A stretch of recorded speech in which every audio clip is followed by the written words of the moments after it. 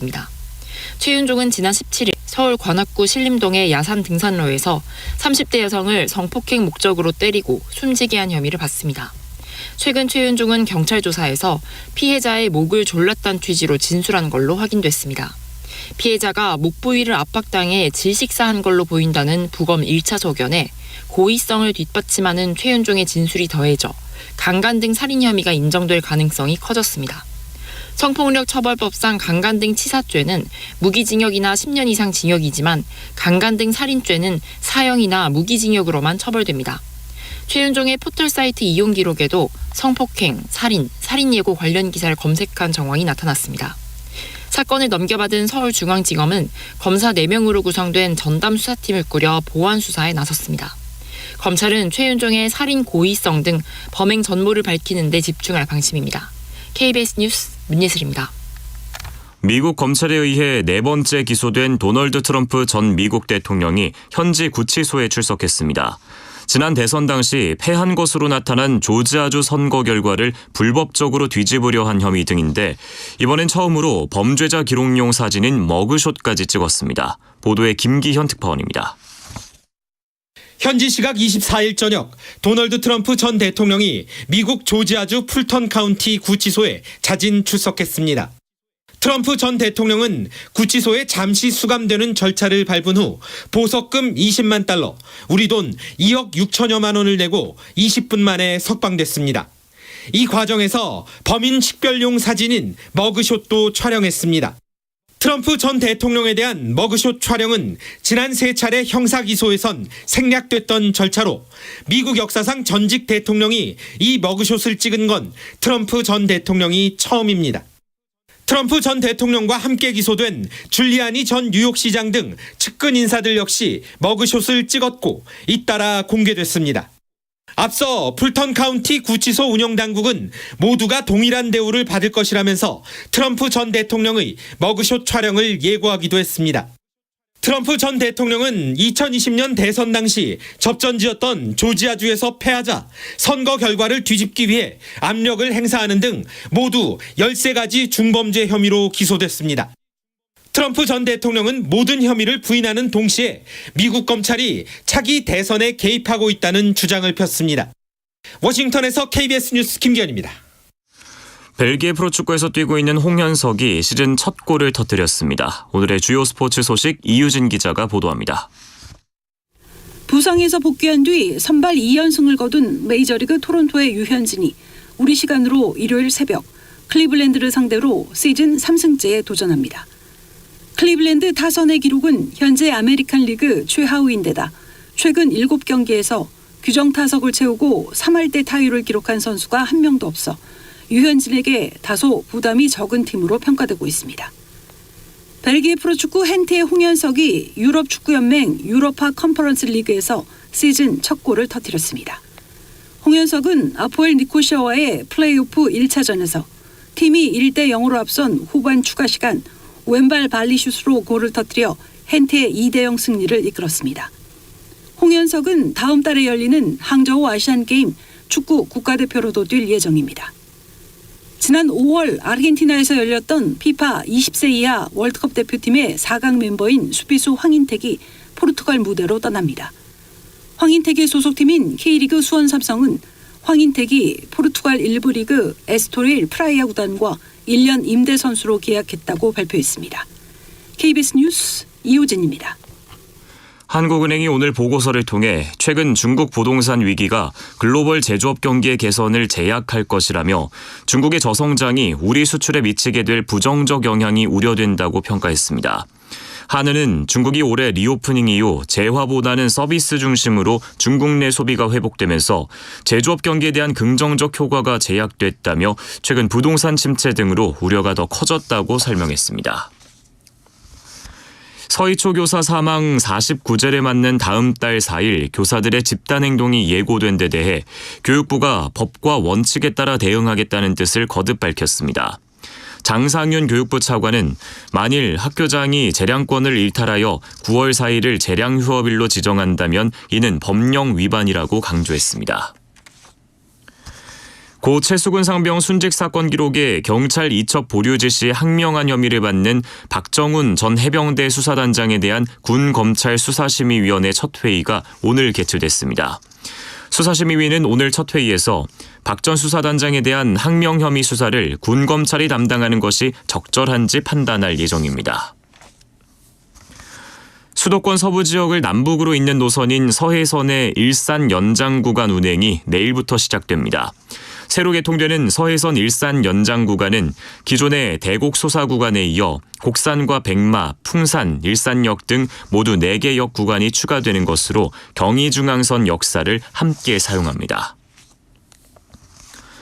SPC그룹 계열사 SPL의 제빵 공장에서 20대 여성 노동자가 혼합기에 끼어 숨진 사고와 관련해 수원지검 평택지청이 오늘 강동석 SPL 대표이사를 중대재해처벌법 위반 등의 혐의로 불구속 기소했다고 밝혔습니다.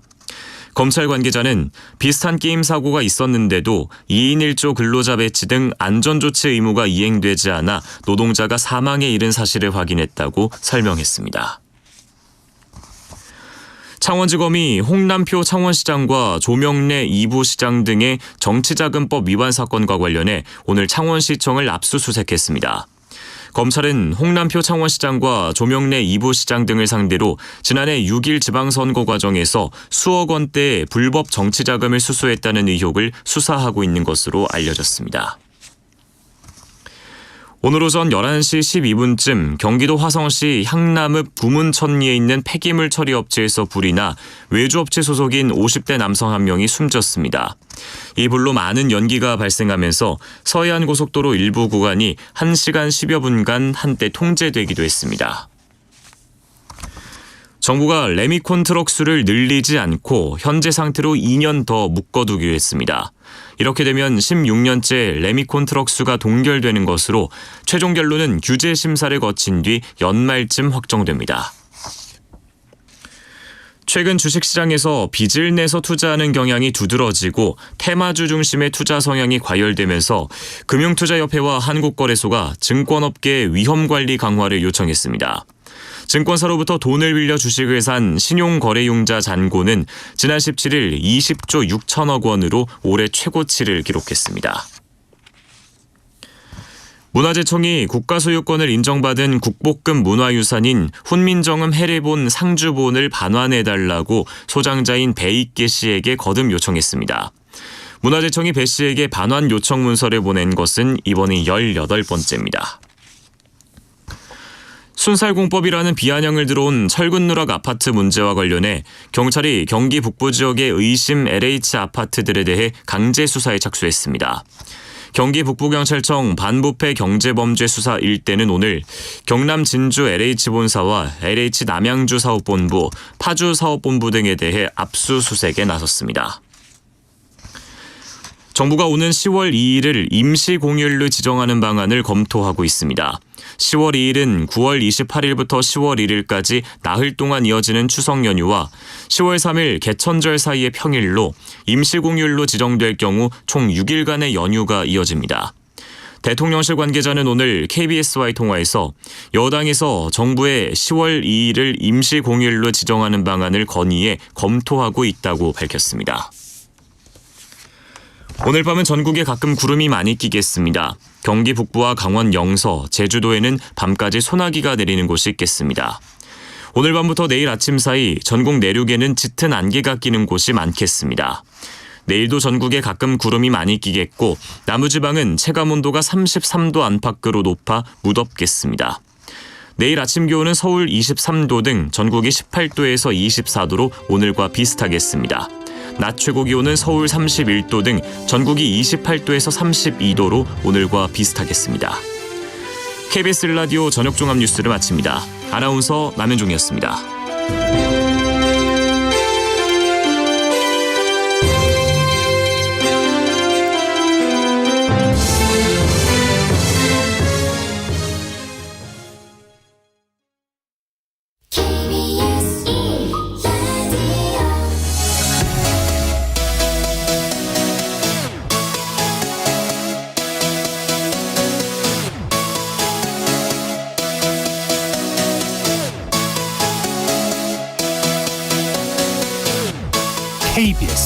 열린 토론.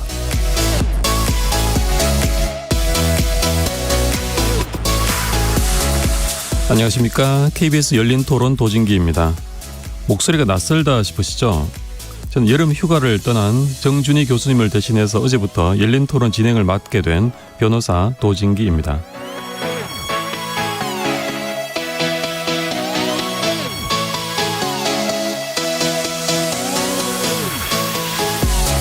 오늘 열린 토론은 미디어 비평 코너인 좋은 언론, 나쁜 언론, 이상한 언론을 대신해서 법적 호기심에 목마른 이들을 위한 전방위 토크, 법목전으로 준비했습니다.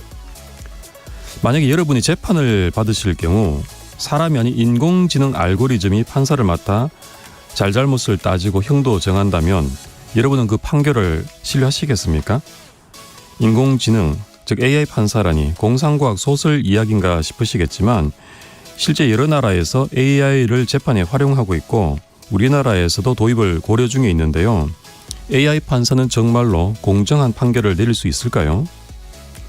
국민 법 감정과 다른 일부 판결에 실망과 배신감마저 들었다는 분들이 많으신데요. 국민 법 감정 어디까지 존중받아야 하는 걸까요? 잠시 후 네 분의 패널들과 함께 그 해답을 찾는 시간 가져보겠습니다. KBS 열린 토론 지금부터 출발합니다. 살아 있습니다. 토론이 살아 있습니다. 살아있는 토론, KBS 열린 토론. 토론은 라디오가 진짜입니다. 진짜 토론, KBS 열린 토론. 법적 호기심에 목마른 이들을 위한 전방위 토크, 법목전. 함께 해주실 네 분의 출연자 소개합니다. 수석검사 출신의 변호사십니다. 법무법인 온강의 이고은 변호사 나오셨습니다. 네, 안녕하세요. 이고은 변호사입니다. 반갑습니다. 열린 토론의 문자 캐스터 이렇게 소개해드리면 많은 분들이 반가워하실 것 같은데요. 정의진 성우 함께 하셨습니다. 네, 안녕하세요. 저쪽 구석 부스에서 여러분들의 의견만 소소하게 전달해드리다가 오늘 또 이렇게 함께하게 됐습니다. 성우 정의진입니다. 반갑습니다. 법무부에 찾아가는 법률 서비스 법률 홈닥터로 다양한 활동을 하신 분이신데요. 법무법인 윈스의 조을원 변호사 자리하셨습니다. 네, 안녕하세요. 조을원 변호사입니다. 감사합니다. 국회의원 보좌관이라는 남다른 이력을 갖고 계신 분이십니다. 황두영 작가 나오셨습니다. 네, 황두영입니다. 안녕하세요. 문자로 참여하실 분은 샵 9730으로 의견 남겨주세요. 단문은 50원, 장문은 100원의 정보 이용료가 붙습니다. KBS 모바일 콩과 유튜브를 통해서도 무료로 참여하실 수 있습니다. KBS 1라디오의 모든 프로그램은 유튜브에서도 함께 하실 수 있습니다. 여러분의 많은 관심과 참여 부탁드립니다. 자, 오늘 주제가 AI 판사, 국민 법감정인데요. 먼저 네 분께 이 질문부터 좀 드려보겠습니다.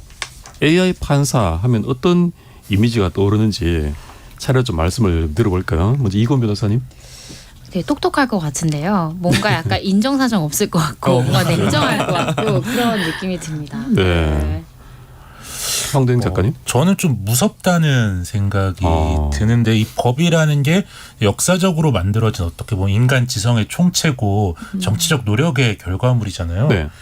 그러니까 AI가 판사를 한다는 게 꼭 법을 지배한다까지 볼 수는 없겠지만 AI가 어떻게 법을 지배한다라고 하면은 약간 그게 약간 인류 전체가 지배되는 것 같은 약간 디스토피아적인 상상력까지 좀 들기도 하더라고요. 네.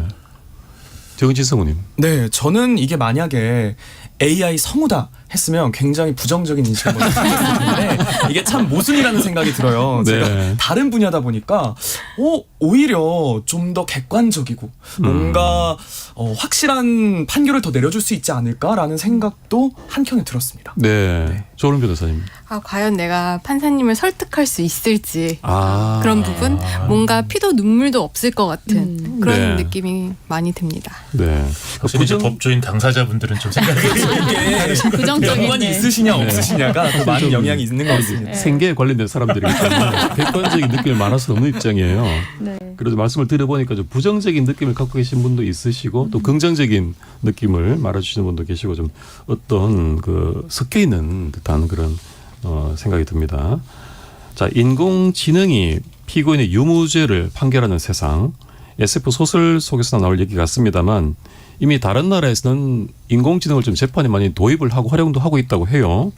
우리나라에서도 인공지능 판사, 인공지능을 좀 활용하자 이런 필요성이 논의되고 있는데요. 실제 청와대 국민청원 게시판에 AI 판사를 채용해달라라는 여러 건의 청원이 올라온 바가 있다고 하더라고요. 정의진 성우님이 몇 가지 사례를 좀 소개해 주신다면요. 네, 제가 소개를 좀 해드리겠습니다. 지난 2020년 3월이죠. 가수 고 구하라 씨를 폭행, 협박한 혐의로 재판에 넘겨진 전 남자친구 최종범 씨에게 15일 징역 1년이 선고가 됐습니다. 그런데 구 씨와의 사생활이 담긴 영상을 촬영한 불법 촬영 혐의는 무죄가 유지됐습니다. 최 씨의 선고가 이뤄진 이날 이른바 코로나 장발장으로 불리던 40대 남성에게도 징역 1년이 선고가 됐는데요. 이 남성은 올해 초 고시원에서 달걀 18개를 훔치다 발각돼서 절도죄로 재판에 넘겨졌습니다. 최 씨와 달리 이 남성은 생계형 절도라는 점에서 유죄 판결이 가혹하다는 여론이 형성이 됐지만 과거 보이스피싱 범죄 가담 전력 등이 형량에 영향을 좀 미쳤다고 하네요. 그러나 이 누리꾼들 사이에서는 최 씨와 이 코로나 장발장을 연결지으면서 이 같은 판결이 국민 법감정과 크게 동떨어졌다는 비판이 거세거든요. 네, 청와대 국민청원 게시판에서는요. 이날 차라리 AI 판사를 채용해달라는 호소글이 올라오기도 했습니다.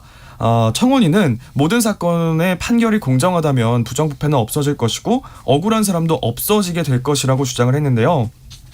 또 이 AI 판사님이 인맥, 감정, 뇌물이 통하지 않는 정확한 판결을 내려서 사회를 깨끗하고 공정하게 만들게 되면 서로를 믿고 위해주는 국가가 될 것이라면서 검언 유착, 사법농단, 전관예우, 유전무죄, 무전유죄 등 국민들에게 스트레스 주었던 모든 언어들도 없어질 것이라고 강조를 했네요. 네, 하나가 더 있는데요. 또 지난 2020년 12월에 세계 최대 아동 성착취물 사이트를 운영하고도 고작 1년 6개월의 징역형에 그쳐서 이 판결의 분노에 인공지능 판사를 도입하자는 청원이 올라왔습니다. 검찰과 법원에 대한 국민의 신뢰도가 얼마나 낮은지 상징적으로 보여주는 일이라고 할 수 있을 것 같은데요. 차라리 인공지능이라면 기계적 중립이나마 지킬 수 있을 것이라는 기대가 있고요. 또 그 편이 더 정의롭지 않을까 하는 그런 의견이 있었네요. 네, 소개해 주신 사례들을 들어보면 우리나라 판사의 판결에 대해서 좀 불신이 많이 보인다. 이런 점에서 안타까운 마음도 들고요. 황도영 작가님 어떻습니까? 이 청원들에서 보이는 어떤 불신, 우리 국민들이 AI를 인간 판사보다 더 신뢰하는 듯한 모습도 보여주시고 있는데요. 혹시 관련한 조사 결과가 있습니까? 마침 한국 리서치가 2020년 10월 30일부터 11월 2일까지 실시한 자체 조사가 있는데요. 전국 1,000명 대상으로 웹조사를 했고 자세한 사항은 이제 한국 리서치 홈페이지에서 확인이 가능하신데 내용을 보면 인공지능 기술이 발달하여 인공지능 판사 제도가 도입된다고 가정하면 누구에게 재판을 인간 판사와 인공지능 중 누구에게 재판을 받을 거냐 이런 질문에서 인간 판사를 선택하겠다는 응답이 39%인데 인공지능 판사를 선택한다는 비율이 48%로 9%포인트 더 높게 나타나서요. 네. 인간 판사님들은 약간 자존심이 상하는 결과일 수도 있겠다. 그런 생각이 좀 들었습니다. 여기서 두 분 변호사님한테 좀 여쭤보고 싶어요. 변호사님 입장에서 인간 판사와 AI 판사 중에 어느 쪽에 판사의 재판을 받고 싶으신가요? 압도적으로 인간 판사님이죠.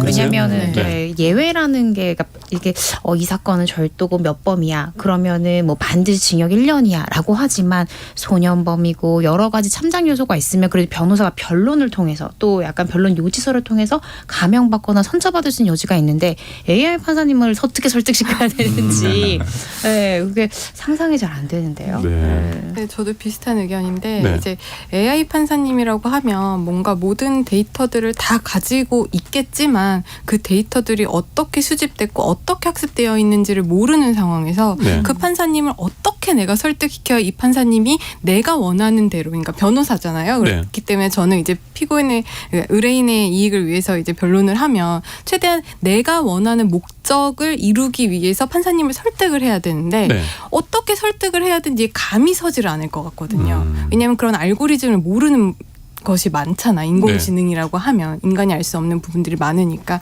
그렇기 때문에 저는 인간 판사님이 더 나을 것 같습니다. 그러시네요. 근데 어쨌든 우리 국민들은 인공지능 판사를 조금 더 좋아하시는 조사 결과로 나왔어요. 근데 저는 그거 한번 물어보고 싶어요. 네. 그러면은 인공지능 판사를 선택하겠다는 의견이 48%잖아요. 그러면 인공지능 판사님은 우리나라는 지금 3심제인데 네. 1심, 2심, 3심이 똑같을 거란 말이에요.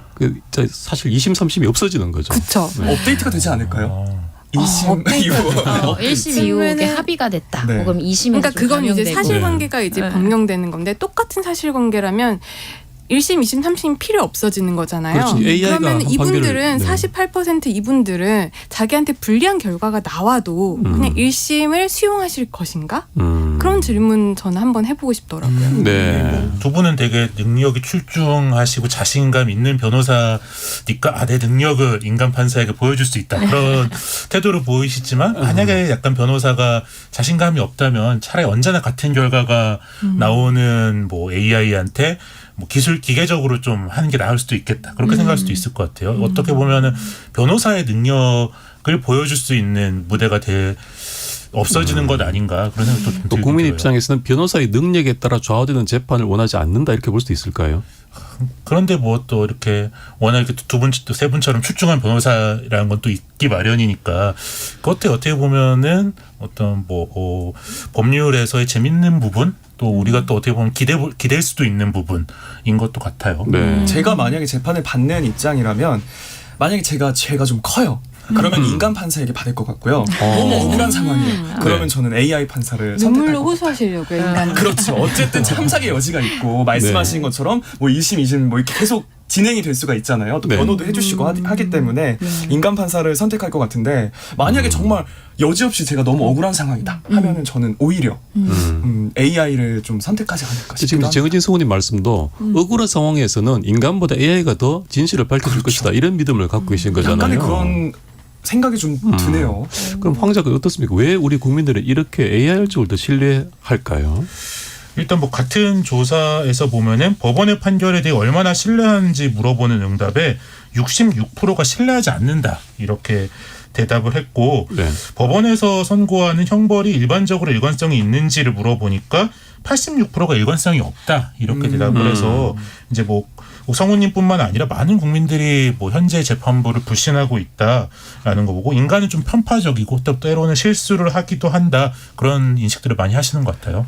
AI와 인간의 큰 차이 두 개라면 재판에서 두 개라면 이제 첫 번째는 AI는 실수가 적을 것이다. 뭐 데이터에 기반한 그 처리니까 적어도 그런 실수는 없을 것이다라는 것이고 둘째는 사람에 따라 다른 결론이 나오진 않을 것이다라는 거잖아요. 일관성은 있을 것이다라는 건데 이 점에 대해서는 어떻게 생각하시나요? 저는 사실은 그 인간 판사를 선택했을 때 가장 그러니까 제가 변호사로서도 힘든 부분이고 또 제가 만약에 재판만 사람이다라고 해서 힘들 건 게 일관성이 없다는 부분이 확실히 있는 것 같아요. 네. 특히 뭐 되게 이슈가 되는 강력범죄에 있어서도 뭐 공탁을 걸었을 때 어떤 판사한테 가면 집행유예가 나오고 어떤 판사한테 가면은 집행유예는 안 나고 뭐 실형만 깎아준다든지 어떤 일률적인 그런 판단이 없기 때문에 그러면은 그 판단을 받는 일반 국민들 입장에서는 이거 판사마다 판단이 이렇게 달라지나 일관성이 없네 신뢰하기가 좀 어려운 게 아닌가라는 생각을 자연스럽게 가질 것 같고 네. 저 또한 이제 의뢰인이 제가 어느 정도 형을 받겠습니까 뭐 이거 합의하면 어떻게 되겠습니까 했을 때 재판부마다 달라요. 제 경험에는 50% 이상 이렇게 될 것 같은데 또 판사님 성향에 따라 좀 다르니까 뭐 지켜봅시다라고 대답할 때 좀 마음이 그렇거든요. 네. 네. 그런 게 좀 AI 판사가 되면 그런 걸 조금 해결할 수 있지 않을까 싶은데요. 그 사람마다 달라지는 재판 이것으로 인해서 빚어지는 불신 이런 것들이 좀 우리 국민들을 AI 쪽으로 더 마음을 기울이게 만드는 것 같습니다. 근데 약간 기계가 편파적이지 않고 신뢰할 수 있다라는 것도 약간 환상일 수도 있겠다. 사실 기계 뒤에도 사람이 있는 거잖아요. 그렇죠. 이 데이터를 입력하고 데이터를 어떻게 처리할지를 만들고 구성하는 사람들이라는 게 있어서 뭐 사람들이 사실 다 각자가 억울한 사연이 있는데 과연 이걸 얼마나 신뢰할 것인가 그런 생각도 들고 가령 이제 우리가 그 투표하고 나면은 개표할 때 개표 분류기 같은 거를 사용하는데 네. 그건 사실 굉장히 구조적으로 단순한 기계고 뭐 온라인에 연결도 돼 있지 않고 그냥 그걸 분류해서 숫자를 세주는 그런 기계인데도 불구하고 거기에 대한 많은 음모론들이 있잖아요. 그게 어떤 뭐 조작됐을 것이다. 뭐 그런 것을 해서 뭐 선거가 있을 때마다 진 쪽에서 계속 그것을 문제를 삼고 있어서 굉장히 단순한 기계인데도 우리가 또 알 수 없는 어떤 부분이 있을 거라는 의심 뭐 그런 것 때문에 오히려 더 사람들을 불신하게 할 수도 있다. 그런 생각도 들더라고요. AI 자체의 어떤 처리는 기계니까 믿을 수 있습니다만 AI를 조작하는 인간, 데이터를 입력하는 인간을 또 믿을 수 없다는 불신이 또 생길 수 있다는 말씀이신 거네요. 그렇죠. 이제 뭐 해외 사례를 보면은 뭐 가령 뭐 이제 판결까지는 아니더라도 채용 과정 같은 데서 AI를 일정 정도 활용했더니 뭐 특정 인종이나 성별에 불리한 결정을 했다. 그러니까 뭐 기존의 편견이나 그런 것들이 오히려 뭐 답습되는 모습을 보였다라고 해서 어떤 데이터를 수집할 것이냐 그런 문제가 굉장히 쟁점이 되는데요. 이제 뭐 판결이라는 건 굉장히 최종적인 결정이잖아요.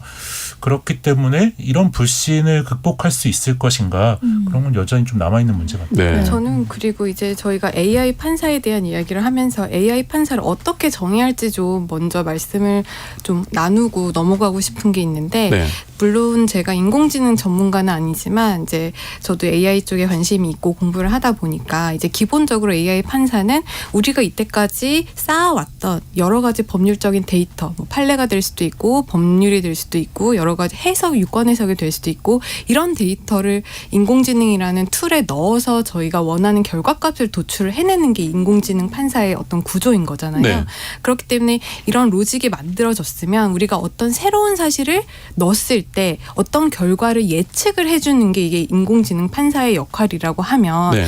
기존에 있었던 과거의 데이터가 과연 그거는 공정한 데이터일까? 라는 의문이 있는 거죠. 왜냐하면 우리가 과거의 판결들이 지금 수긍할 수 있는 부분이지만 과거에는 수긍할 수 없었던 부분도 있고 반대로 과거에는 그게 맞다라고 여겨졌지만 지금 와서는 뭐 전원합의체 판결이라든지 이런 걸로 또 바뀌는 부분도 있는데 네. 그러한 데이터들이 다 들어갔을 때 과연 현 시대에 맞는 상황에 어떤 올바른 판단이 내려올 수 있는가 이런 문제도 한번 고민을 해봐야 될 시점 같고요.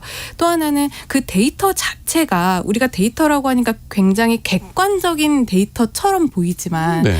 판결이라는 것은 어떻게 수학처럼 뭐 1 더하기 1은 2다 이런 부분이 아니라 아니죠. 여러 가지 가치, 정치적인 성향, 뭐 윤리, 도덕, 철학 이런 것들이 다 모여서 어떤 판결문이 나오는 거잖아요. 네. 판사님의 머릿속에서 그런 것들이 다 추론이 되면서 그런데 그럼 맨 처음에 들어가는 데이터 자체의 이것을 가지고 객관적인 데이터라고 할 수 있을까?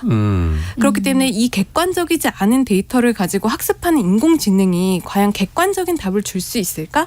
이런 고민들도 많이 되더라고요. 그 AI 판사라는 것이 어느 날 갑자기 우리 눈앞에 완전한 존재로 딱 나타나는 게 아니라 그게 결국 인간이 축적된 데이터들을 입력해서 성립하는 그런 것들인데 그 데이터 자체가 우리가 믿을 수 있는지 그런 문제가 있다라는 말씀이군요. 네. 그리고 AI 판사가 내린 판결이 국민의 법감정에 부합하리라는 것도 사실 환상일 수 있어요. 왜냐하면 아까 정의진 성우님께서 말씀하신 그 두 판결 있잖아요. 네. 구 고아라 씨 남자친구에 대한 폭행상해 초범이었죠. 그리고 폭행상해만 인정됐을 때 징역 1년이 뭐 인정됐다. 코로나 장발장 여러 가지 전과가 있기 때문에 징역 1년이 됐다. 근데 그 두 명의 피고인이 사실 AI를 돌렸을 때 그 장발장이 안타깝지만 이미 AI상 벌금형의 3회, 집행유예 몇 회 그러니까 결론은 징역 1년 똑같을 수도 있거든요. 그래서 AI가 더 공정하지 않고 오히려 어떻게 생각하면은 지금 인간 판사의 시대와 동일한 결론을 낼 수도 있다. 그러니까 국민의 법감정에 반드시 부합하진 않을 수 있다라는 생각도 전 들거든요. 네. 그렇죠. 뭐 사람이 내린 결정이면 그 사람을 뭐 욕할 수라도 있는데 네. 그러니까 어디다 화를 풀 데가 없잖아요. 이 판결이 마음에 안 드는데 그거를 막 컴퓨터에 대고 서버에 대고 막 이렇게 와 비판을 해봤자 화가 안 풀릴 것 같아서 그러게 사람이 있는 게 이렇게 약간 비판이라도 할 수 있어서 낫지 않나.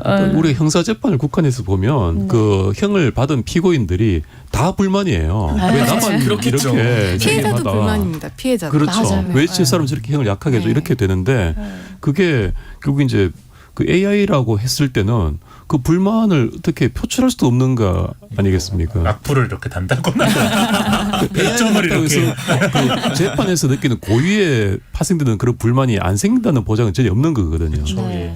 그랬을 때 AI를 상대로 어떻게 감정을 해소할 수도 없는 것이고 또 항소도 여의치 않는 것이고 그것도 그렇고 AI가 확률이랑 통계를 기반으로 결과를 예측하는 시스템인 거잖아요. 네. 그러면은 당신은 98%로 유죄라고 나왔기 때문에 나는 유죄를 AI 판사가 나는 유죄를 당신에게 선고합니다라고 했을 때 네. 그럼 2%의 무죄 가능성이 있잖아요. 네. 그럼 왜 이걸 가지고 나는 무죄를 못 받게 되는지 그런 부분에 대해서도 이제 피고인들이 받아들일 수가 없게 되는 그런 결론도 나오지 않을까요? 사실은 저도 그 점을 많이 좀 생각을 해봤는데요. 우리가 형사재판에서는 유죄로 하려면 합리적 의심 없는 증명이 필요하다라고 돼 있잖아요. 그게 말하자면 거의 의심의 여지 없이 확실한 입증이 돼야지 형사재판 유죄가 된단 말이죠. 근데 그게 사실은 100이라는 세상이 없거든요. 심지어 유전자 DNA조차도 99.9999지 100은 아니에요.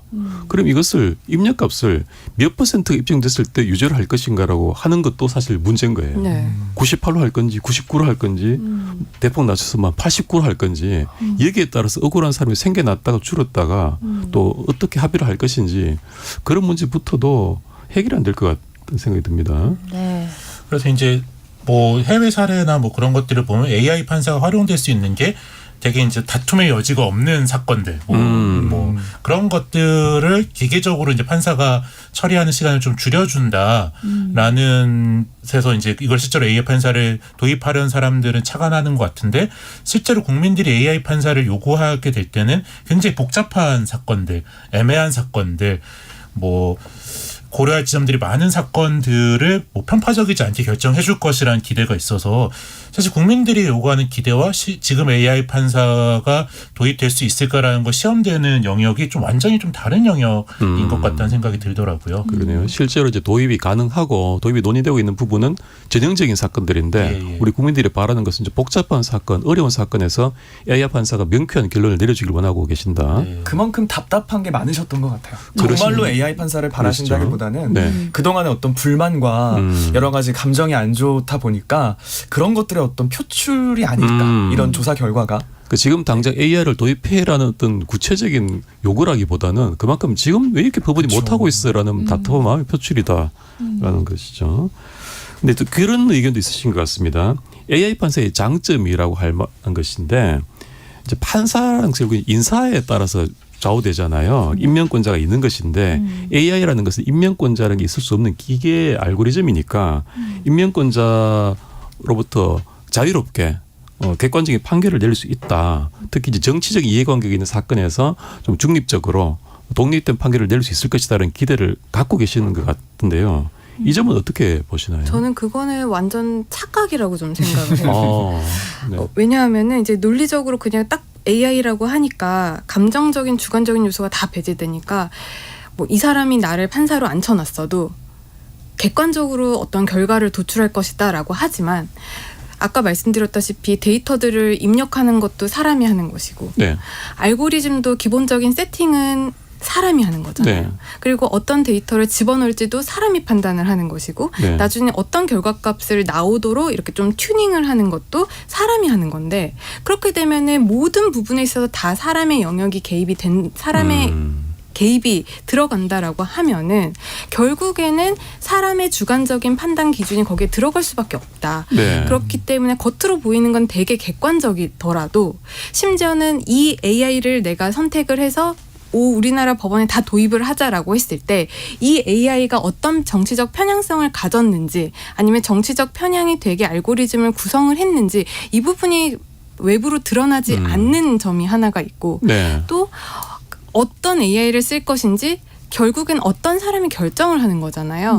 주로 이런 공공의 영역에서는 정치적인 세력이 결정을 하겠죠. 그렇게 되면 정치적인 성향이 들어갈 수밖에 없는 것이고 또 AI 인공지능을 개발을 하려면 뭐 정부에서도 할 수 있겠지만 결국에는 민간의 외주를 줘야 될 텐데 그럼 민간에서는 자기가 이거를 아무런 이익 없이 그냥 개발을 할 건 아니라는 거죠.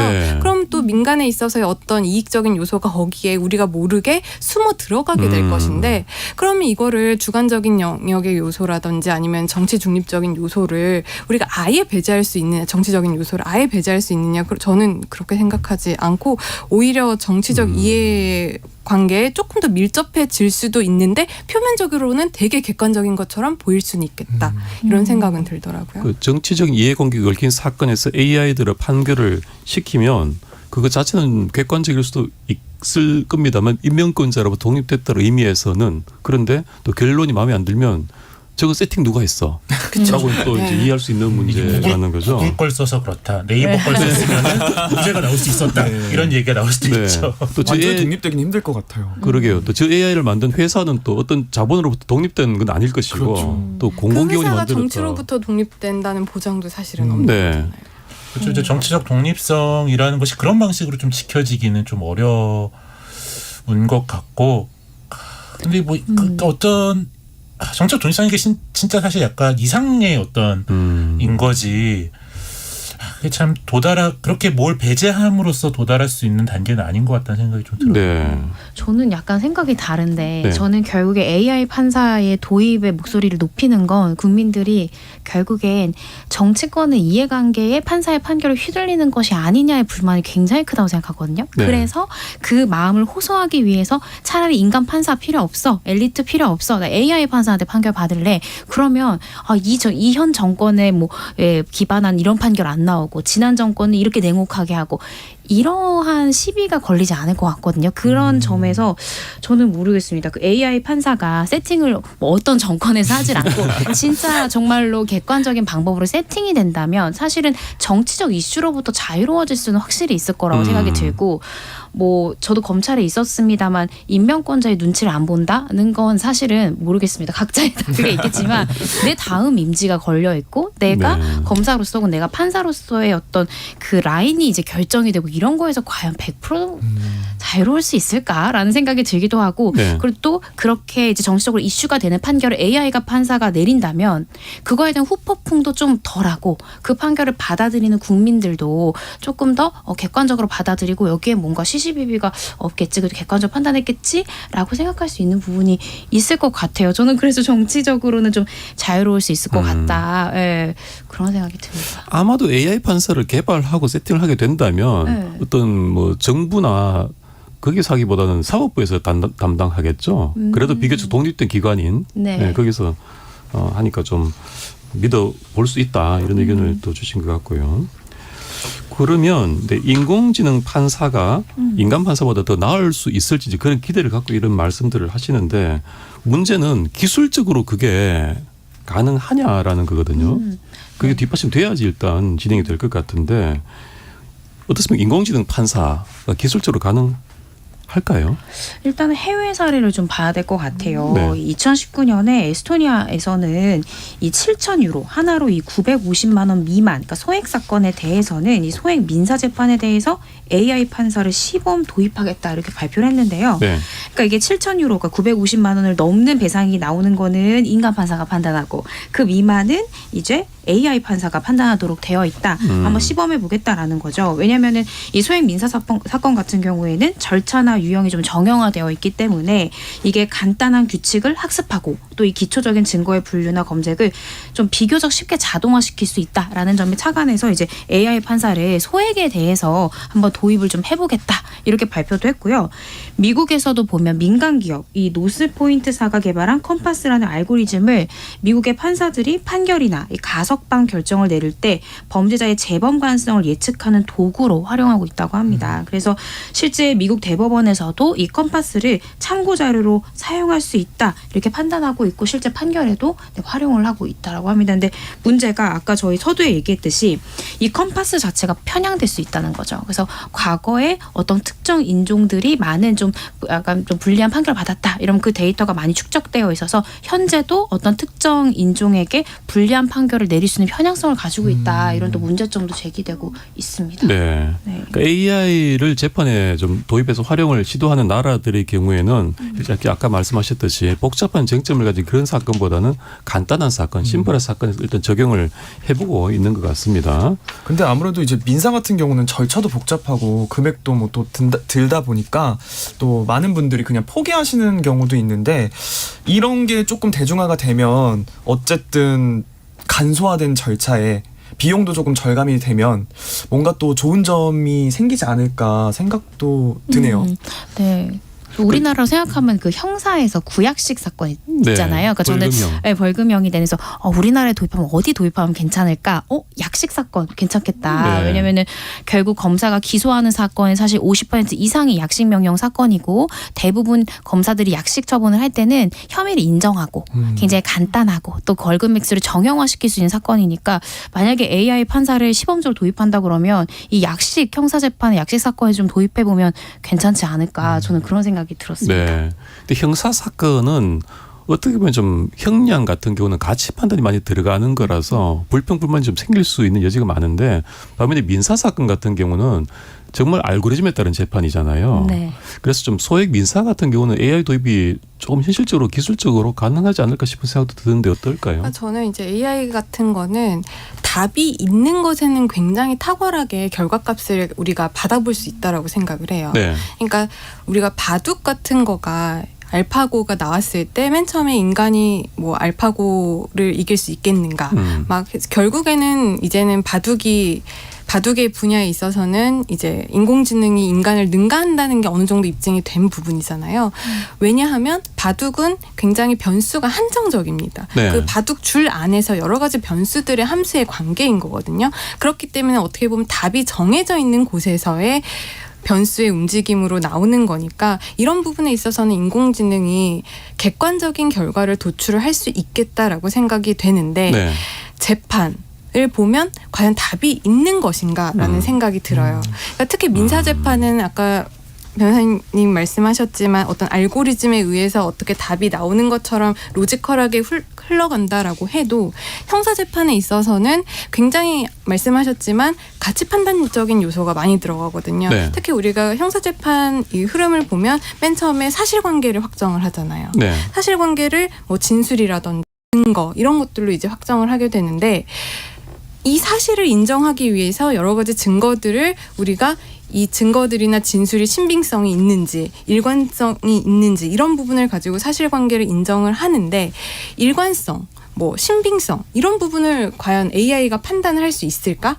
그런 부분도 좀 우리가 생각을 해봐야 될 것 같고 그 사실관계가 확정이 되면 이제 법을 적용을 하잖아요. 네. 그럼 법을 적용을 할 때 맨 처음에는 법을 먼저 해석을 하고 이 법을 적용을 하는 건데 법을 해석하는 데 있어서 이제 우리가 뭐 정당방위라고 예를 들면 뭐 부당한 침해를 당했을 때 뭐 상당한 이유가 있는 방위 행위만 이제 정당 행위로 인정이 돼서 네. 나중에 처벌이 안 되는 건데 부당한 불법적인 지금 어떤 내가 침해를 당하고 있는가? 네. 부당성에 대해서 과연 AI가 어떻게 판단을 할 건지 그리고 상당한 이유가 있는지 이 부분 또 어떻게 판단을 할 건지 굉장히 가치 판단적인 요소가 있기 때문에 시대에 따라서 답이 달라질 수 있는 것이고 네. 객관적인 어떤 숫자 이런 거랑은 조금 괴리가 있는 부분이거든요. 네. 그렇기 때문에 그런 거는 AI가 어떻게 할 수 있을지 그런 부분에 그러니까 의문이 드는 것이고 이제 법을 적용한 다음에 또 양형 판단에 있어서는 그래도 뭐 사실이 인정이 되고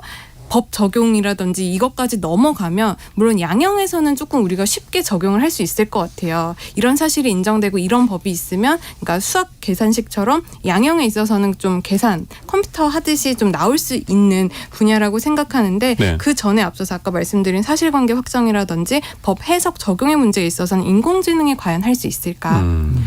저는 뭐 AI 판사를 도입한다고 하면은 그런 상상을 해봤는데 민사 사건에서 1심 말고 한 0심 정도의 사건을 줘서 이제 뭐 이렇게 뭐 분쟁이 있는데 그 분쟁이 있는데 서로 약간 억울해서 돈을 서로 못 주는 경우가 있잖아요. 그러면 이제 뭐 계약서니 뭐 관련 자료를 다 이렇게 사법 홈페이지 한번 입력을 시켜보고 참고 자료로 약간 영심처럼 이제 재판부까지 가기 전에 그럼 뭐 서로 500만 원씩 내세요. 뭐 그런 식으로 결론을 내주면 거기서 둘이 그냥 그래 그럼 500만 원씩 내고 여기서 그만하자라고 하면은 아 그래 그걸로 끝인데 아 한쪽이 이제 수긍하지 못하겠다고 하면 이제 정식 재판으로 가게 되는 네. 그런 거 정도는 좀 시범적으로 해서 이게 얼마나 공정하고 잘 결정을 할 수 있는지를 테스트 해볼 수도 있겠다. 그런 법률 서비스의 일종으로. 저도 이 생각 네. 한번 한 적이 있습니다. 네, 미리 한번 해보는 것도 괜찮지 않을까. 네, 실제 미리 재판에 가기 전에 했는데 그 결과에 이제 불만이어서 재판까지 갔는데 그 재판의 결론도 거의 비슷하다면 네. 사람들이 이제 많이 승복을 하게 될 수도 있겠죠. 뭐 신뢰가 차츰 쌓이겠죠. 네.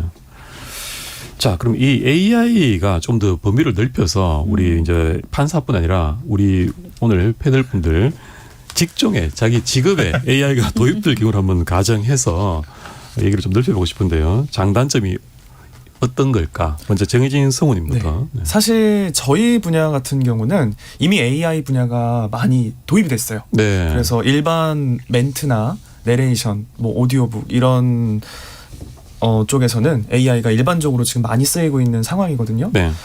근데 물론 장단점이 결국에는 다 있죠. 그리고 실제로 그거를 사용하는 사람들 입장에서는 비용이 일단 절감된다는 가장 큰 장점이 있다 보니까 점점 더 많이 쓰고 있는 상황이기는 한데 네. 저는 한켠 좀 굉장히 궁금한 게, 그리고 많은 성우들이 이걸로 인해서 얘기를 많이 하고 있는 게, 과연 이 AI, 특히 이런 목소리 AI 분야가 연기 쪽까지 과연 섭렵을 할 수 있을까? 지금은 아직은 도입이 안 되고 있는데 네.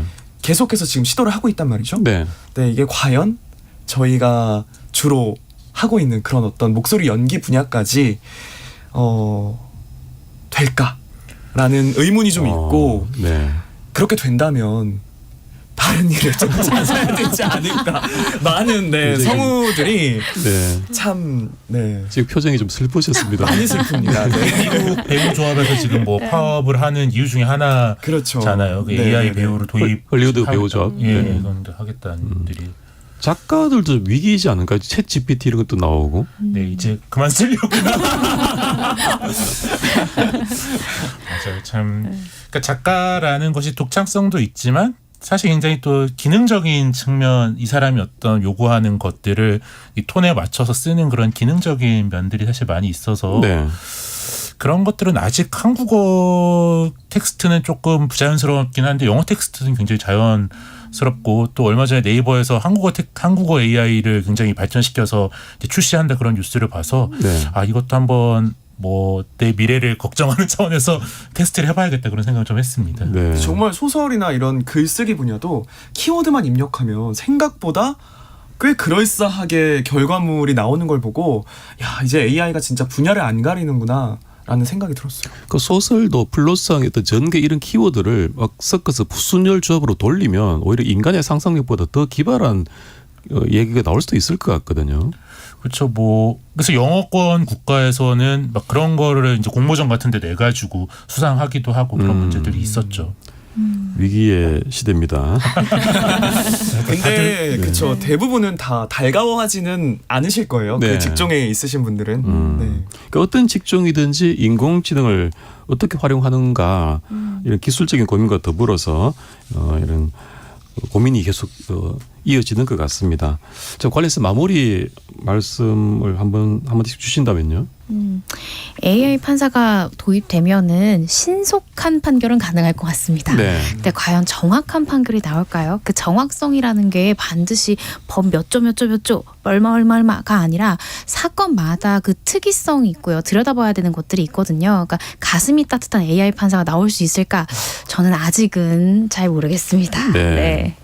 네, 조론 저 변호사님. 같은 경우에는 정확한 판결이 나올 수 있을까라고 질문을 아까 하셨는데, 변호사님께서 저는 지금 우리가 AI 판사를 도입하자라고 하는 가장 주된 주장이 공정한 판결을 받고 싶어서인 거잖아요. 네. 사법부가 내리는 판단을 신뢰할 수 없으니까. 그럼 과연 AI 판사가 공정한 판결을 내릴 수 있을 것인가? 네. 이 공정하다라는 거는 그럼 누가 판단을 하는 걸까?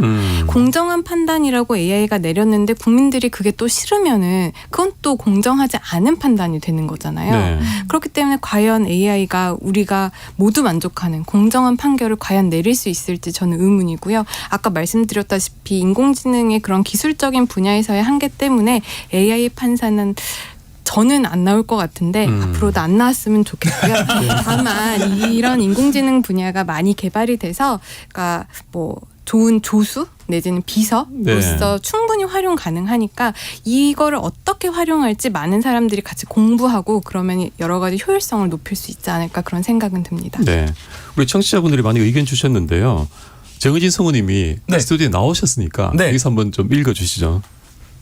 알겠습니다. 제가 보이지가 않아요. 알겠습니다. 제가 읽어드리겠습니다. 유튜브에서 파인콤마님, 인공지능 판사가 도입되면 인공지능의 알고리즘을 잘 이해하는 변호사가 고수입을 얻겠군요. 그렇죠. 프롬프터를 요즘 잘 써야 된다 그러잖아요. 네. 챗 GPT한테 말을 걸 때 굉장히 정확하게 말을 걸어야 이 챗 GPT가 결과물이 훌륭하게 나오는 것처럼 변호사도 인공지능을 어떻게 쓸 수 있느냐가 조금 더 이제 고도의 전문적 지식, 기술을 가진 변호사가 되지 않을까 그런 생각도 해봤어요. 또 공부해야 될 게 늘었네요. 약간 이과 출신 변호사들이 되지 않을까. 암담합니다. 유튜브에서 의님. AI 판사도 기존의 판례를 바탕으로 판결을 내릴 텐데 국민 감정을 대변해 줄 수 있을지 궁금해요. 저도 좀 이 점에 좀 공감인 게 예를 들어서 정당방위 판결 같은 경우에 우리 지금 법원이 굉장히 좁게 인정하지 않습니까? 네. 사실상 인정 안 해준다고 봐도 무방한데 이런 데이터를 넣어서 정당방위 판결을 AI대로 시키면 똑같이 마찬가지로 정당방위 인정 안 해주는 억울한 판결들을 내릴 거란 말이죠. 그렇죠. 그런 우려는 좀 있는 것 같습니다. 그럼 어떤 판결을 넣느냐가 사실은 또 굉장히 관건이겠네요. 네, 아까 네. 우리 조은현 변호사님 말씀처럼 그것도 그렇고 데이터를 저는 그것도 생각을 했어요. 지금 간통죄가 위헌이 되고 호주죄가 위헌이 돼서 없어졌잖아요. 네.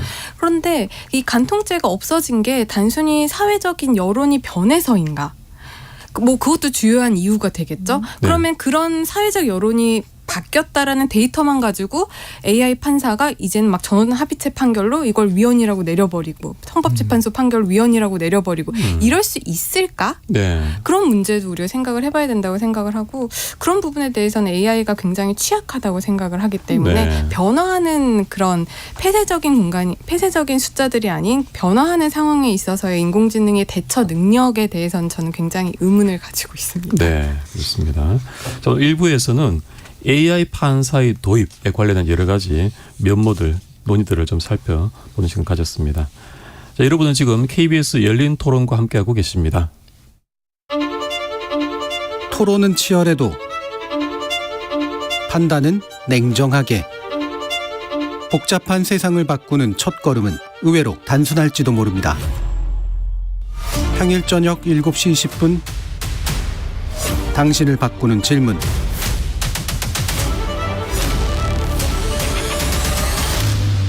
KBS 열린 토론. 법적 호기심에 목마른 이들을 위한 전방위 토크, 법목전으로 준비한 KBS 열린 토론. 황두영 작가, 조은현 변호사, 정의진 성우, 이고은 변호사 네 분과 함께하고 있습니다. 자, 앞서 1부에서 말씀 나눴던 AI 판사도 결국은 우리 국민들의 법 감정과 판결과 괴리가 너무 많이 벌어진다. 여기서 비롯된 점도 큰 것 같은데요. 2부에서는 과연 국민 법 감정은 무엇인가? 그래서 얘기를 나눠보려고 합니다. 먼저 우리 국민 법 감정이 정말 무엇인지에 대해서 좀 정의를 하고 넘어가야 될 것 같아요. 이게 글자 그대로 감정인지 아니면 무엇인지 좀 의견을 말씀해 주신다면요. 황 작가님. 뭐 굉장히 어려운 개념인 것 같은데 약간 이 정도면 정의로운 사회다라는 어떤 대중적인 느낌 정도로 정의할 수 있을 것 같은데 네. 그러니까 대중들이 느끼는 정의에 대한 염원이다. 뭐 그 정도로 생각해 볼 수 있지 않을까요? 네. 조은현 변호사님. 저는 이제 국민들의 생각이 지금 어떤 법의 판단을 봤을 때 별로 마음에 들지 않을 때 보통 국민정서법이라고 말을 많이 하는 것 같더라고요. 네. 그렇기 때문에 사후적으로 입법이라든지 사법이라든지 행정 영역에서 국민정서랑은 좀 대치될 때 느끼는 그런 감정들이 아닐까 생각을 해봤습니다. 네. 자, 그럼 여기서 이 우리 네 분한테 공통적으로 여쭈고 싶은 것이 이제 실제로 우리가 느끼는 법 감정과 이 판결은 너무 동떨어졌다라고 좀 느끼신 그런 사례들이 있다면 어떤 게 있을까요? 정의진 성우님 있습니까? 저는 이제 구체적인 사례가 기억나진 않지만 네. 대체적으로 그렇다고는 느끼는 게 제가 왜일까 한번 생각을 해봤거든요. 네. 근데 보통 논란의 여지가 없었던 판결 같은 경우는 언론이나 뭐 다뤄지는 경우가 없어요. 그래서 네. 저 같은 일반 사람들은 알 수가 없습니다. 근데 문제가 생겼던 어떤 판결이라든지 정말 앞서 말씀드렸던 법 감정이 관련된 어떤 판결들은 계속해서 다뤄지고 있잖아요. 네. 그렇다 보니까 그것만 접하는 사람들은 법이 좀 생각보다 공정하지 않은 것 같다라고들 많이 느낄 수밖에 없는 것 같아요. 네. 대표적인 예로 저는 떠오르는 게 그 부산 돌려치기 사건 같은 경우에도 네. 보면은 1심에서는 강간 부분이 수사도 안 되고 이제 공소 제기가 안 됐잖아요. 네. 징역 12년을 받았어요. 근데 이게 2심에서 갑자기 언론을 타면서 강간 부분도 이제 수사해달라, 그것도 공소 제기해달라, 그것도 뭐 공소 변경해달라. 그렇게 돼가지고 수면 위에 떠올랐잖아요. 네. 저는 사실 그것도 국민 법감정 혹은 국민들이 이렇게 큰 목소리를 내지 않았더라면 2심에서 강간 등 살인 미수로 공소장 변경 안 됐을 가능성이 높다고 보이거든요. 네. 그리고 실질적으로 그 피고인이 뭐 피해자에게 보복하겠다, 나 나가면 뭐 이런 보도도 나왔는데 실질적으로 2심에서 제명도 바뀌었는데 형량이 징역 20년. 국민들은 받아들이기 힘들다. 너무 약하다. 국민 법감정에 미치지 못하는 판결이다. 이런 부분들도 제 기억에 나는데 국민 법감정과 판결 간에 약간 괴리가 있는 사건으로도 기억이 납니다. 네. 네. 저는 또 도변호사님 저서에서 설명하셨던 김성재 가수 사망 사건 같은 것들이 굉장히 역사적으로 어긋났던 사건 아닌가 네. 생각이 들더라고요. 결론 자체가 좀 의문이 드는 사건들이 최종적으로 무죄로 나왔는데 네. 여러 가지로 봤을 때 뭐 재판부의 판결을 존중하긴 해야겠지만 국민들로서는 저 정도의 어떤 정황들이 있는데 무죄일까? 그런 것들을 받아들이기 힘들었던 것 같아요. 네, 맞습니다. 이게 사법부의 독립성은 사실은 정치 권력이라든지 다른 권력 기관으로부터 독립인 것이지 국민들이 비판도 못하게 우리는 독립된 기관이니까 비판도 하지만 이런 건 아니거든요. 판결에 대한 의문 이런 건 당연히 국민들이 던질 수 있는 것이고 그거는 사법부가 받아야 되는 거라고 볼 수 있을 것 같습니다. 특히 이제 오늘 말씀 나눈 이 국민 법감정 문제에 대해서는 우리 국민들이 느끼시는 거는 검찰의 구형은 우리 법감정보다 약하고 법원의 판결은 그 구형보다도 더 약하다. 이렇게 보시는 것 같아요. 정은희 성분이 어떻습니까? 늘 사례를 보면 다뤄지는 이야기들을 들으면 늘 그렇다 보니 애초에 저는 기대를 안 하게 되는 것 같아요. 바뀌겠구나. 네. 이제 어쨌든 이렇게 처음엔 나왔지만 결과적으로는 더 약한 판결을 받겠지. 라는 생각이 자연스럽게 들게 되는 것 같아요. 네. 생각나는 게요. 제가 검찰에 딱 처음 들어갔을 때 감각이 없잖아요. 이거는 뭐 내가 징역 10년을 구형해야 돼. 이건 내가 징역 20년을 구형해야 돼. 그런 감각이 없으니까 제가 매번 그 결제 올릴 때마다 구형란에 사형을 자꾸 적거든요. 그래서 이건 사형이다. 그랬더니 부장관님 짝짝 긁고 다시 판단해 보기. 사건 처리 지침을 보기. 그러니까 검찰도 다 사건 처리 지침이라는 게 있어요. 네. 그래서 각 제명마다 뭐 구간들이 다 있거든요. 그래서 그거에 맞춰서 해야 되는데 저는 이제 그때는 일반인에 더 가까웠으니까 사형, 무기징역 막 구형하다 막 울기도 하고요. 초인권한테 막 감정이 막 이렇게 있으니까 네. 그랬던 기억이 나는데 또 이게 계속 연수가 이렇게 올라갈수록 뭐랄까 좀 기계처럼 사실은 구형하게 되는 게 있는 것 같아요. 연수가 높아질수록 AI처럼 변하시는 거예요. 이게 기준들이나 지침들이 있어서 그런 거고 네. 최근에 제가 법감정이랑 법이랑 좀 너무 멀다라고 느꼈던 사건 중에 하나는 그 초등학교 교사가 극단적인 선택을 한 사건이 있잖아요.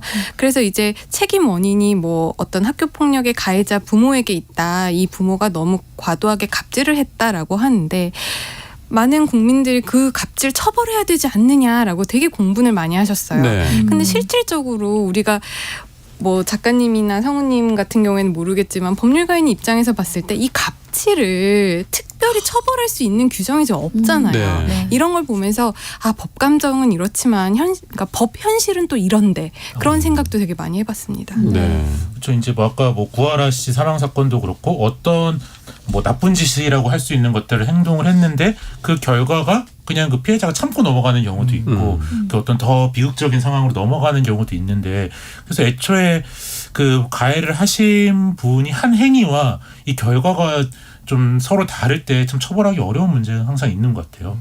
그렇습니다. 이게 그 결과를 놓고 보면 정말 중한 처벌을 받아야 되는데 또 법적으로는 뭐 인과관계라든지 여러 가지 뭐 이론 같은 제약 때문에 또 못한 결과가 나오기도 하고 또 필연적으로 벌어진 그런 괴리도 있고 반면에 좀 그냥 너무 이거 범죄된 인식이 아니한 것 아니냐라는 의문이 든 판결도 있고 그런 것 같습니다. 네, 저는 검찰에 있을 때 구형한 양의 2분의 1 미만 하면은 너무 속상한 거예요. 네. 아, 판사님이 이거 한번 절도 당해봐야 되는데 코끼리 얼마나 아픈데 그리고 막 무죄 판결 쓸 때마다 저 판사님은 교통사고 안 당해봤다 네. 이 정도면 인식할 수 있는데 막 이렇게 되게 막 조금 화가 나기도 하고 네. 막 왜 이렇게 판결의 결과가 약할까 네. 좀 항소하기도 하고 해서 그때 제가 저희 공판부에 있을 때 그 담당 그 판사님이 저를 좀 미워하셨어요. 제가 항소를 너무 많이 해가지고 막 무조건 항소하니까 그래서 네. 검찰 입장에서도 최근에 원래는 이제 2분의 1 구형량이 2분의 1이 미달하면 항소라거든요. 네. 근데 요즘에는 이 반인륜적인 범죄 있죠. 성범죄나 마약이나 막 이렇게 굉장히 사회적으로 이슈되는 거는 2분의 1이 아니라 3분의 2만 되더라도 구형량에 조금이라도 미달하더라도 적극적으로 항소해라. 이런 지침이 지금 시행이 되고 있습니다. 네. 저는 뭐 역으로 질문이 있는데 이제 도 변호사님께서 판사로 하실 때 내가 판결을 하면서도 이건 너무 약한데 속으로는 조금 더 저 자식 세게 처벌하고 싶다 그런 생각하실 때가 있어요. 사실 저는 좀 그런 경우가 드물었던 게 제 생각만큼 판결했습니다. 제가 아마 제일 형이 센 축에 들었었을 거예요. 근데 사실 이제 아까 우리 이 변호사님 말씀하신 대로 판사들이 그런 피해에 대한 실질적인 감각이 좀 약해서 면도 좀 있는 거거든요. 네. 예전에 정말 오래전 한 20년도 훨씬 넘은 일입니다만 그 부장 판사님 한 분이 갑자기 절도에 대한 형량이 2배, 3배로 뛰었어요. 알고 봤더니 도둑을 맞으신 거예요. 집에 도둑이 들어서. 그런 역시 사람이 하는 재판이다 보니까 그런 차이가 있더라고요. 그래서 이제 우리나라에서 결국 이제 이런 왜 이렇게 형이 약하냐라는 것의 바탕이 우리 국민정서법 이런 얘기도 좀 나오고 있어요. 근데 이게 법전에 있는 법은 아니지 않습니까? 우리의 사회에서 쓰는 용어인데 국민정서법 이걸 어떻게 봐야 될까요?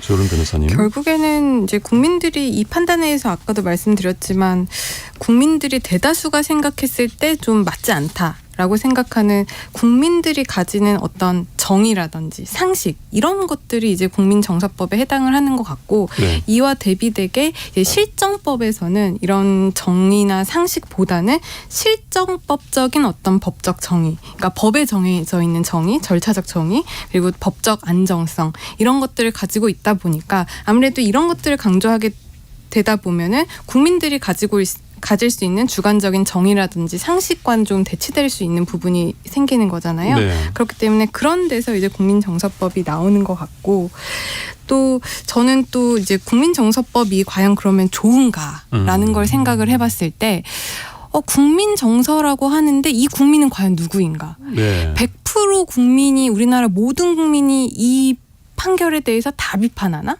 아니면 다 찬성하나? 이거를 생각을 했을 때 한 명은 반대할 수도 있는 거거든요. 네. 아니면 뭐 51%만 거기에 동의하고 49%는 반대를 한다라고 했을 때 그럼 여기서의 국민정서법은 또 뭔가? 이런 생각도 들게 되고 또 어떻게 보면은 여론이라든지 언론에서 이런 것들을 좀 조작을 할 수 있는 것이 아닌가. 옛날에 뭐 댓글 조작 이런 것도 있는 거잖아요. 네. 그렇기 때문에 국민정서법이라는 게 과연 실존하는 것일까? 그리고 실체가 있는 것인가? 객관적인 것인가? 그런 부분에 대해서 많이 의문을 갖게 되었습니다. 국민도 워낙 많고 다양하신데 국민정서법이라고 하나의 단일한 결론을 가지고 판결을 비판할 수 있느냐 네. 이런 또 의문을 말씀해 주시는 것 같고요. 이건 변호사님 어떠십니까? 그러니까 저는 검찰에 있을 때도 제가 수사하던 사건이 막 언론에 보도되고 그러지 않습니까? 그러면 막 집 앞에 나갈 때도 괜히 막 혹시 누구 있는 거 아니야? 막 검찰청 앞에 내 팻말 있는 거 아니야? 막 이런 하는데 되게 안타까웠던 게 뭐냐면은 국민들도 이 사건 기록 다 보면 나처럼 생각할 텐데, 그러니까 언론에 나갈 수 있는 부분이 있고 나갈 수가 없는 부분이 있잖아요. 그래서 어떤 논란이 되는 판결을 한 판사님 개인도 사실은 나도 억울한 부분이 있어 생각하는 부분이 있을 것 같아요. 그러니까 언론에서는 1부터 10까지 있을 때 3, 4만 굉장히 부각시킬 수도 있는 거잖아요. 그러니까 사실은 어떤 국민 법감정을 가질 때 국민들이 받았던 그 정보가 편향된 정보는 아닐지 정말 다 공평하게 모든 정보를 취득하고도 국민이 이렇게 판단했는지 전 사실 그런 것도 모르겠습니다. 그 현직에 있을 때는 조금 억울한 부분도 있더라 그런 생각이 들고 판사님들도 그런 부분이 있지 않을까. 충분히 그러실 수 있을 것 같은 게 생각보다 그런 것들을 꼼꼼히 하나하나 챙겨보면서 분노하시는 분들은 많이 없어요. 맞아요. 네, 단편적인 어떤 분위기라든지 상황만 느끼면서 이제 그런 어떤 분노를 표출하는 분위기라는 게 형성이 되는 거다 보니까 충분히 지금 하신 말씀이 저는 공감이 되네요. 그 국민 정서라는 것이 사실은 이제 사실관계를 정확히 다 파악을 하고 그 이후에 생겨나는 것이 아니라 좀 네. 불균형한 상태에서 빠진 상태에서 만들어진 것일 수 있다. 이게 실제 통계적으로도 우리가 볼 수 있는 게 제가 기사를 보니까 2018년 신문 기사예요. 일반인 2만 명이 재판을 체험을 해보니까 실제로 네. 사건 개요만 접했을 때보다 훨씬 적은 형량을 선택하는 것으로 나타났대요. 네. 특히 살인죄에 있어서요. 처음에는 이제 27%가 징역 3년에서 5년의 실형을 선택을 하고 집행유예가 9%가 나왔는데 실제 이 재판을 체험을 하고 나서는 집행유예가 39%로 늘은 거고 네. 실형이 줄었어요. 29%로. 그러다 보니까 그러니까 집행유예가 훨씬 늘어나서 실제 이 재판을 경험을 해보면 내가 외부에서 객관적인 뭐 언론 보도를 통해서 나오는 것만 봤을 때보다는 그런 피고인이라든지 여러 가지 사건에 대해서 조금 더 이해를 많이 할 수 있게 되고 네. 이해를 해야 하는 부분들이 생기니까 좀 더 내가 맨 처음에 외부에서 봤던 거랑은 좀 다른 결과가 나온다라는 그런 통계적인 그런 숫자들도 있더라고요. 네. 그렇죠. 특히 뭐 정치적 사건 같은 경우에는 자기가 어떤 집단을 지지하느냐에 따라서 자기가 생각하는 정의가 극단적으로 다른 경우도 많아서 이제 최근에도 이제 정진석 의원이 노무현 전 대통령 내외를 뭐 명예훼손했다 그런 것 때문에 1심 판결이 있었는데 네. 그것이 뭐 1심에서 이제 징역 6월이 선고됐는데 이게 너무 과하다. 라는 또 주장도 있고 너무 약하다라는 뭐 극단적인 양쪽 다 주장이 있어서 참 뭐 국민 법감정이라는 것이 말씀하신 대로 단일하게 딱 하나가 있는 경우는 참 드물다 그럴 수 네. 있는 것 같아요.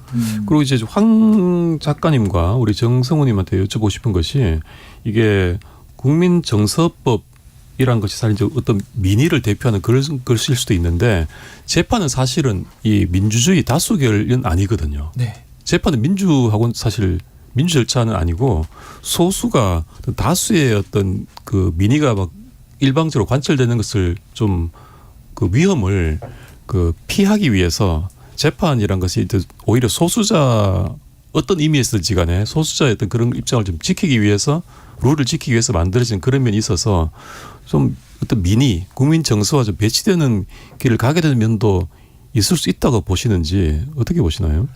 그렇죠. 오히려 굉장히 진보적인 중요한 과제 이제 호주제 폐지라던가 뭐 양식적 배역배거국 같이 입법부에서 해결하지 못한 문제를 오히려 사법적 영역에서 재판 과정을 통해서 해결한 사례들도 많이 있고 그래서 우리 사회 결과적으로 굉장히 중요한 진전들이 됐잖아요. 그러니까 좀 항상 뭐 저도 이제 입법부에서도 일을 했었지만 이게 입법 과정에서 잘 이 감정과 이성적인 토론이 충분히 수용됐고 그 만들어진 법을 가지고 사법부가 결정을 하게 해야 되는데 이게 입법부로 가야 될 목소리들과 이 감정들이 여기서 제대로 반영되지 못하니까 이게 최종 현장에서 결정을 하게 되는 사법부한테 좀 비판이 간다. 뭐 저 사법부는 아니고 입법부에서 일을 했지만 우리가 좀 잘못하고 있는 측면도 있다. 그런 생각이 많이 들 때도 있어요. 네. 입법이 불완전한 것을 사법 단계에서 메꿔라라고 하는 것은 좀 무리일 수 있다 이런 말씀이신 거네요. 그렇죠. 그러니까 뭐 불완전하고 입법부가 좀 충분히 역할을 다 못하고 있어서 이 감정들이 오갈 데가 없어서 네.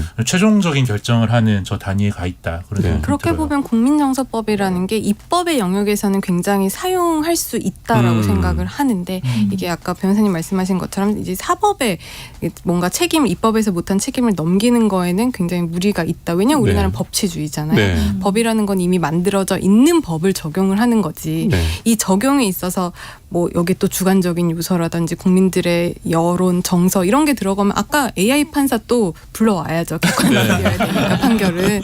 그렇기 때문에 입법 영역에서는 우리가 충분히 논의를 할 수 있는 것 같다. 국민정서법이라는 네. 게. 하지만 사법에서는 조금 지양해야 되지 않을까 그런 생각이 들더라고요. 저도 이런 단어를 들으면서 이거를 어디까지 적용을 해야 되는 걸까? 그리고 앞서서 저희가 그 일관성에 대해서 말씀을 나눴잖아요. 네. 일관성이 없기 때문에 국민들이 굉장히 또 분노하는 부분도 있었는데 이런 어떤 정서적인 걸로 인해서 일관성적인 부분이 조금 흔들릴 수도 있지 않을까? 네. 라는 좀 우려도 생기는 것 같아요. 또 언론적으로 이제 그런 말씀들이 당연한 또 맞는 부분이 있고요. 또 반면에 분명히 지금 법원의 또 판결이 많이 기대에 못 미치는 게 많은 것도 현실이고 또 국민정서법이라고 하지만 실제로 이제 판사 개인의 취향이라든지 선입견 이런 것들 때문에 재판이 좀 파행되는 그런 경우도 사실 많이 보거든요.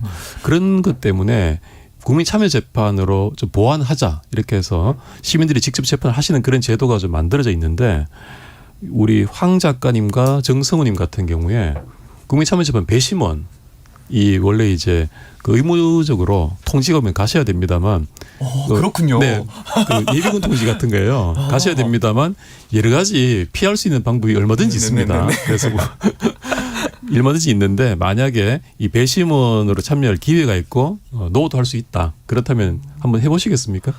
저는 궁금한 게 이 배심원의 역할이 어디까지인 건가요? 최종적으로 유무죄 판단을 하고 양형까지 권고를 합니다. 근데 어디까지나 재판부에 대한 권고지만 실제로 재판부가 그 배심원의 결론을 거의 받아들이는 게 관행입니다. 그러면 저는 하지 않겠습니다. 왜 그러신가요? 일단 그런 엄청난 책임을 또 저는 져야 된다고 생각을 해요. 물론 이게 자기 배심원 한 명으로서 그 모든 판결이 내려지는 건 아니지만 네. 어느 정도의 영향을 실제로 끼친다면 쉽게 그렇게 저는 할 것 같지 않아요. 한 사람의 인생을 내가 그럼요. 판단하지 못하겠다. 네. 그게 판사님들이 느끼는 무게감 아닐까 싶은데 그렇죠. 네. 나는 지고 싶지 않다. 네. 네. 저는 할 것 같아요. 일단 뭐 저는 뭐 경험하는 걸 개인적으로 좋아하기도 하고 뭐 말씀하신 대로 사법부의 한계를 뭐 대다수의 어떤 평범한 국민들이 보완할 수 있는 그런 뭐 감정적인 부분이나 오히려 또 어쨌든 이 사법부라는 거는 우리 사회 엘리트일 수밖에 없는데 우리 엘리트들이 또 보지 못하는 사회의 진면목들이라는 것들이 네. 있을 수 있잖아요. 그런 것들을 보완할 수 있는 기회이기 때문에 뭐 가보고 싶다라는 생각이 드는데 저는 이제 프리랜서니까 제 일을 팽개쳐 놓고 일단 조금의 수당이 나오긴 하지만 네. 가야 하는데 그런 것들에서 좀 더 실질적으로 이 뭐 여러 가지 생계가 있는 국민들이 이제 적극적으로 참여할 수 있도록 좀 제도가 더 보완됐으면 좋겠다 그런 생각도 들어요. 네. 그 실질적으로 국민참여재판을 통해서 나온 결론이 좀 약간 의외일 수 있습니다만 실제 재판에서의 결론과 별로 다르지 않다라는 통계가 있는 것 같아요. 오히려 무죄가 더 많이 나온다라는 네. 통계도 있어서 특히 이제 성범죄 같은 경우에는 무죄를 받고 싶으면 국민참여재판을 신청해라 이런 말이 나올 정도로 오히려 네. 무죄 판결이 나오는 확률이 일반적인 통상의 재판 절차보다 더 높다라는 통계가 이게 있어서요. 바깥에서는 막 목소리를 크게 낼 수 있는데 자기가 네. 직접 안으로 들어가면 정말 앞서 말씀드린 어떤 책임감의 무게 때문에 쉽게 누군가에게 그렇게 죄를 딱 내리기가 쉽지 않을 것 같아요. 네. 유죄 막 이렇게. 실제로 이 변호사님이 말씀하신 그 통계가 국민참여 재판에서 특히 성범죄의 경우에 무죄가 나오는 확률이 높다라고 말씀을 하셨는데 네. 이게 통계적으로 있어요. 이제 음. 법원행정처에서 나온 통계인데 이제 성범죄 관련해서 국민참여재판 안 하고 통상의 재판을 했을 때 1심에서 무죄 선고 비율이 평균적으로 3.2%인데 국민참여재판을 하면 53% 정도. 와 굉장히 정말 많이 그러니까 국민참여재판하면 네. 지금 15배가 더 높다는 거예요. 무죄 나올 네. 확률이. 네. 그렇기 때문에 피고인들이 성범죄에서 국민참여재판에 굉장히 많이 신청하시거든요. 네. 왜냐면 무죄 나올 확률이 더 높으니까 통계적으로. 네. 제가 이제 피해자 대리를 종종 하는데 네. 그럼 진짜 약간 화가 납니다. 이제 네. 원칙적으로 피해자가 원치 않으면 국민참여재판 안 할 수도 있는데 네. 또 최근 대법원에서 피해자가 원치 않는다고 해서 꼭 안 해야 되는 건 아니다라고 해서 피해자의 의견을 참고만 하지 피해자가 저 원치 않아요 해도 국민참여재판 피고인의 이익을 위해서 열릴 수 있는 거거든요. 네. 그렇기 때문에 그 부분에 대해서도 굉장히 변호사로서 조금 허탈한 심정? 이 많이 드는 부분이 사실이고 왜 이렇게 15배나 가깝게 국민참여재판을 하면 이렇게 나오나 보니까 제가 느꼈던 거는 이제 아까 말씀하셨다시피 배심원이 내린 판단과 판사님의 판단이 다를 수는 있지만 웬만하면 비슷하게 결론이 난다라고 하셨잖아요. 네. 그러면은 국민들이 거기 참여하는 배심원들을 그 피고인의 변호사가 어떻게 해서든 좀 잘 설득을 하면 이게 배심원들이 조금 무죄를 내릴 가능성이 높아지는 것 같거든요. 네. 그러니까 왜냐하면 형사재판에서 유죄 판결을 내릴 때는 합리적인 의심의 여지가 없을 정도로 내가 확신을 가지고 유죄를 판단을 해야 되기 때문에 네. 조금이라도 의심이 들면 무죄가 나오는 거잖아요. 네. 근데 그런 부분에 대해서 일반인들이 좀 조금이라도 내가 아까 성우님 말씀하신 것처럼 내가 책임지기 싫어서 조금이라도 의심스러우면 이거 유죄는 못하겠다.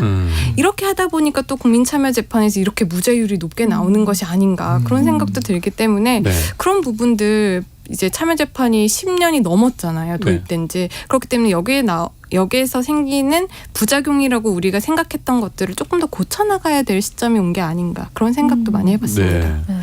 저도 개인적인 경험으로 저는 그런 생각이 들더라고요. 이게 재판에서 판사, 직업 법관이 하는 재판에서는 거의 다 유죄가 나와요. 맞아요. 근데 배심원을 모시고 참여재판을 하면 좀 유죄 꼭 이제 범죄의 종류를 떠나가지고 무죄가 조금 나오거나 형이 좀 오히려 완화된 형이 나오거나 할 수 있는데 그 이유가 저는 좀 좋게 보는 것이 판사들은 재판이 너무 쩔고 패턴화된 판단에 익숙해져서 미리 사실상 유죄 선입견을 갖고 재판에 들어와요. 공소장을 보고 또 대부분 또 유죄로 가는 거니까 죄를 지었겠거니 하고 들어오는 게 많은데 반면에 오히려 시민들께서는 오셔가지고 오히려 형사소송법상 원칙에 충실하게 정말 의심스러우면은 이거 유죄로 단정 못해 이렇게 충실하게 가시는 걸 제가 많이 봤거든요. 그래서 오히려 그런 점에서 좀 우리 시민들께서도 원칙에 충실한 재판을 하시는 게 아닌가 생각합니다. 근데 피해자 대리를 하다 보면 피고인들의 변호사는 이제 자기가 의뢰인 그러니까 피고인으로부터 의뢰를 받아서 하니까 굉장히 열심히 하시거든요. 네.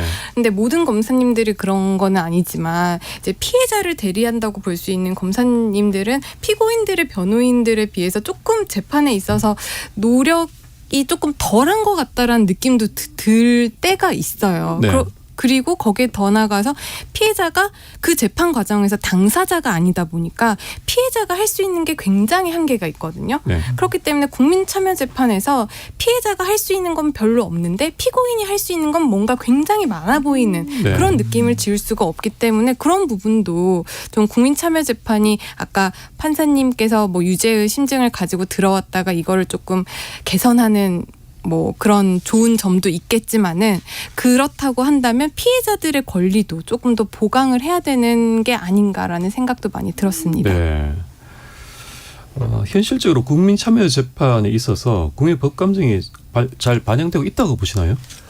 그러니까 저는 이제 법 감정이라는 게 어떤 대중적인 분노 같은 것도 있지만 뭐 계속 성범죄 얘기를 하는데 이 성범죄에서 이 피해자의 감정을 어떻게 볼 것이냐가 사실 이 성범죄에 대한 판결이 바뀌어온 역사인 거잖아요. 네. 이게 굉장히 어떤 물리적인 어떤 뭐 충격이 있어야 성범죄다라는 것에서부터 어떤 뭐 그런 물리적인 충격이 남지 않더라도 이 사람의 감정적인 피해까지도 고려하는 것이 성범죄였어서 오히려 이제 성범죄 이런 판결이 발전해온 역사가 법에서 감정을 어떻게 다루는지를 계속 보여주는 거기도 한데 그런 면에서 보자면 오히려 피해자가 이 정도면 객관적 감정이다라고 인정되었던 것들이 각자의 뭐 편견이나 그런 것들 때문에 또 인정받지 못할 그럴 소지도 있다 그런 생각. 꼭 항상 어떤 일관된 결론이 나지는 않는 것 같아요. 네. 국민의 법 감정에 더 부합하는가 그건 진짜 모르겠어요. 근데